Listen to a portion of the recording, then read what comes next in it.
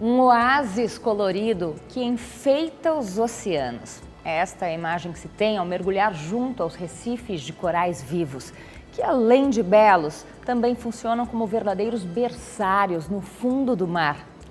No Atlântico Sul, o Brasil é o único país que possui ambientes assim. Dos 7 recifes registrados na costa brasileira, tem um que chama a atenção pela extensão e variedade.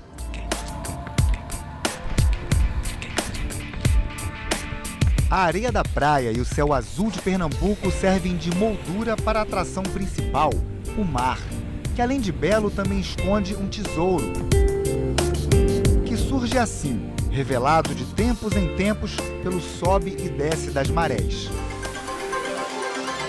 Estamos falando dos corais, que na costa brasileira encontraram espaço de sobra para se espalhar.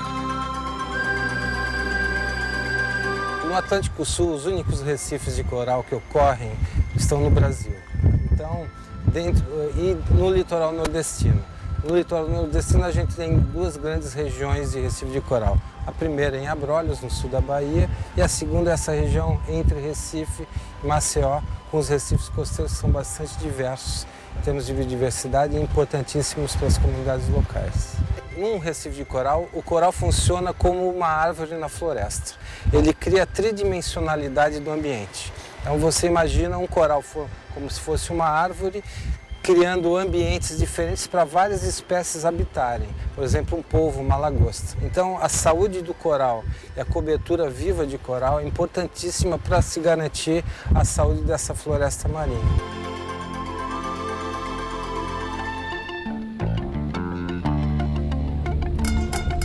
Não é à toa que o governo federal, através do ICMBio, transformou esse complexo numa área de proteção ambiental, a maior unidade de conservação marinha do Brasil, que vai de Pernambuco a Maceió.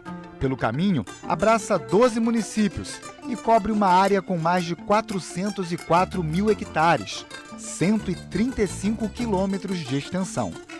O objetivo inicial da área fechada foi conhecer a capacidade de recuperação do recife de coral. Se, com medidas práticas, seria possível recuperar a riqueza do recife de coral.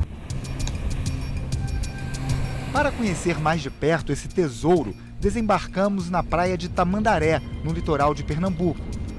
Nosso guia é o professor e oceanógrafo da Universidade Federal de Pernambuco, Mauro Maida, que desde 1997 estuda os corais da região. Uma área de proteção ambiental, é um sistema de unidades de conservação brasileiro, é uma área de uso múltiplo, você pode ter vários usos, né? E através do zoneamento dessa área você pode definir que tipo de uso é importante em cada uma das regiões. Mesmo assim, os problemas persistiam. Sem leis de controle da pesca, o fluxo intenso de barcos sobre os corais colocava em risco os recifes e, com isso, a economia local. São importantes em termos econômicos, porque os recifes suprem quase todos os peixes para a gastronomia nordestina, né? 90% dos peixes que se comem na costa nordeste são provenientes dos recifes de coral. E eles também têm importância econômica porque protegem a costa da ação das ondas, formando como paredões que protegem a costa contra a erosão do mar.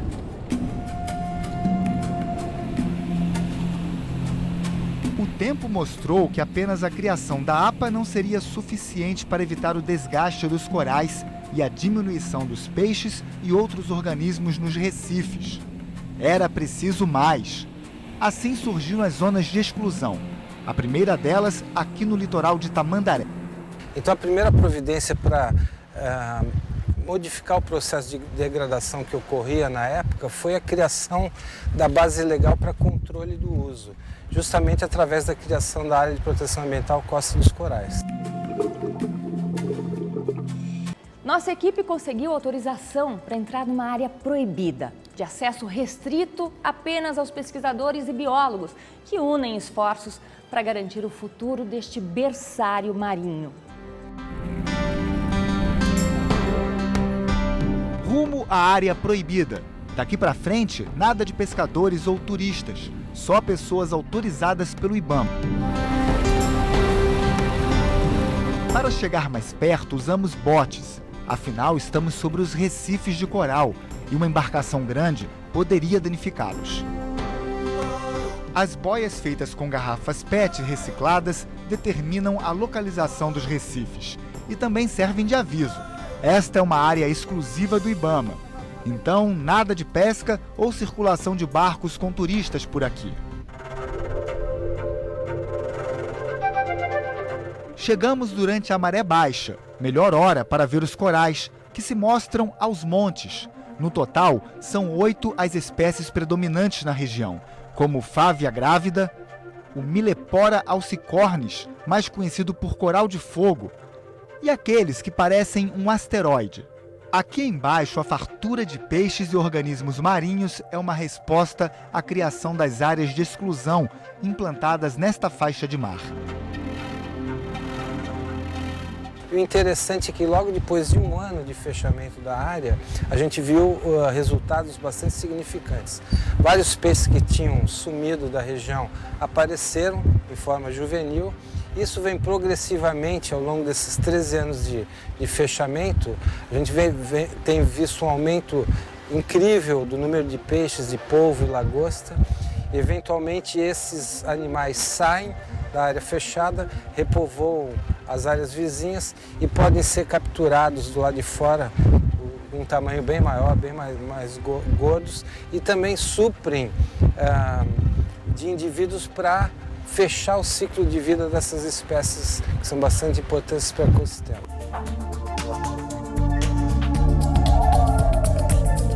Quer outros exemplos? A população de polvos ficou 4 vezes maior. O mesmo aconteceu com várias espécies de peixes. Já a população de lagostas, esta sim cresceu 8 vezes e não parou por aí. Muitas espécies de importância comercial são bastante comuns hoje na área fechada, como pode ser visto no mergulho rápido ali na Ilha da Barra. Espécies de dentão, cioba, caranha, inclusive bicudas, que são peixes raríssimos na costa hoje em dia, são bastante abundantes na área fechada, justamente por causa desse fechamento. A área fechada funciona como uma poupança de peixe, é um criadouro que cria peixe até um determinado tamanho, esses peixes saem da área fechada maiores e mais gordos e podem ser capturados bem maiores, aumentando a produção pesqueira no entorno dessas áreas. Então, a ideia hoje é replicar essas áreas ao longo de toda a APA.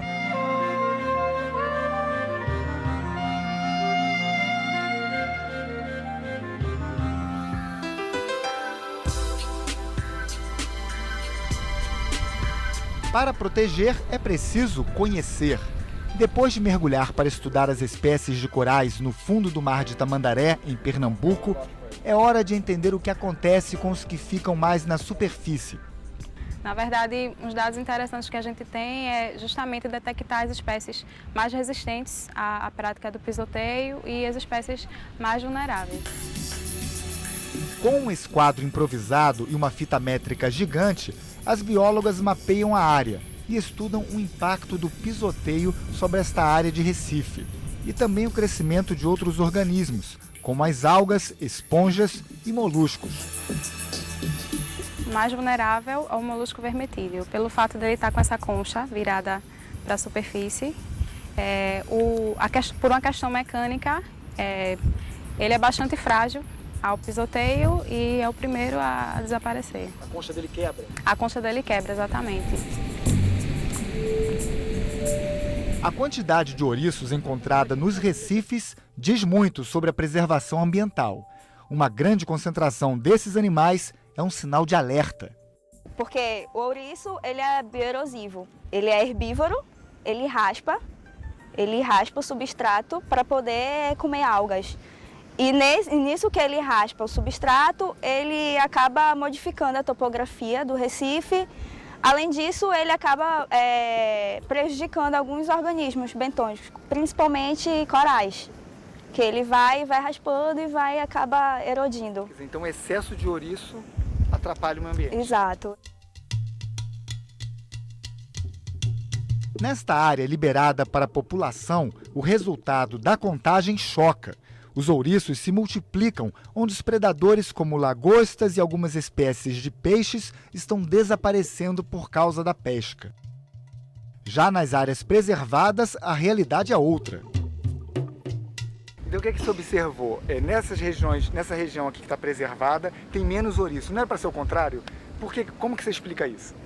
Então, na região tem menos ouriço. Na região que está preservada, a gente encontra menos densidade de ouriço por conta da diminuição da pesca predatória desses aqui estão presentes os predadores deles. Exato. A pesca predatória em cima deles, no caso. Os predadores potenciais, como algumas lagostas grandes, peixes também, e outros organismos que se alimentam do ouriço não só na fase adulta, mas também em outras fases, larvais, juvenis.